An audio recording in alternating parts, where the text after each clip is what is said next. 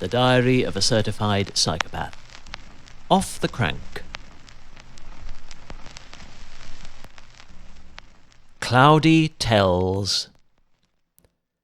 By the powers of mortal intuition vested in me for the purposes of civil liberty and self-preservation, I would like to inform Strava's omnipresent motion militia that any semblance of structure this semi-recreational role might have harboured, which has historically served to educate and evolve their data-driven algorithms' fortitude, was crushed into binary pulp from the moment I felt the sting of elemental adversity on the back of my exposed neck, and deduced that nasal perspiration would outdrip core dampness by a ratio of 3:1 millilitres, whilst unforecast precipitation loomed too large for comfort within a sprawling cumulus reef that cast its broad shadow over the downs.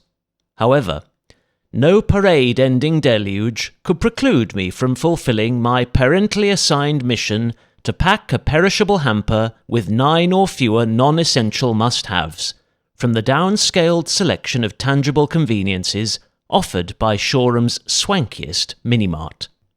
And not that many large-handed laps around the weathered face of my grandfather's broken clock later, what better plan could there be than to begin and find out where fate's fickle winds lead, or should I say, which secluded alleys and tree-lined cul-de-sacs they blow you down, before having the chance to perform a simple brake test.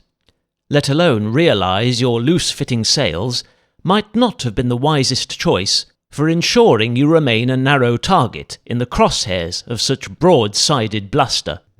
"I'd huff off back home." I swore I heard the frayed half of Old Fort Road's emblematic lion flap in a crestfallen frenzy from his swaying mast, drowned out by roars from a foe far mightier even than the ferocious jungle-dwelling feline from which his formidable football team's eternal pride evolved. "We agree," tinkled other pole-bound bearers of St. Beaufort's gusty gospel, straining at their tethers in unanimous distress, resigned to an evening of elemental abuse. Felt the first flecks of drizzle as I veered left off Homebush's 50-pence roundabout, and sensed they were no passing sprinkle, but rather a precursor to localised torrents that simmered deep within the cumulus cauldron above Shoreham's idyllic old village, awaiting divine orders to boil over and drench the spirits of any law-bending citizen who double-parked in the hope of collecting their freshly laundered, dry-clean-only Dracula costume for next week's all-you-can-drink Halloween party, and bundling it into the spacious boot of their hired hybrid hatchback before receiving a heavily delayed rinse. During one of several opportune detours up the cobbled side of St. Mary's heavenly sanctuary, I paused to regard its crowning row of terraced cottages, nestled snugly beneath the leafy cloisters that branched from their deciduous guardians, and rustled unsettled incantations in response to every draughty intrusion. Ferry roads overhanging balconies provided effective shelter from the foreseen squalls, which doused every manicured and massacred garden I passed with enough mineral-free mineral water for their owners' homegrown cultivations to yield one final harvest of ethically reared root vegetables before plummeting temperatures induce a seasonal permafrost.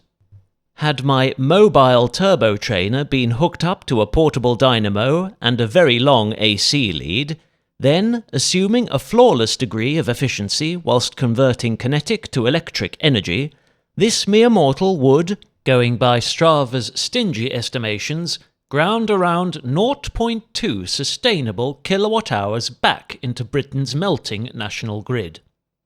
According to our country's newly capped, yet still prohibitive rates for critical commercialised commodities, such an effort would have reduced my mid-autumn fuel bill by roughly 5 inflated pence.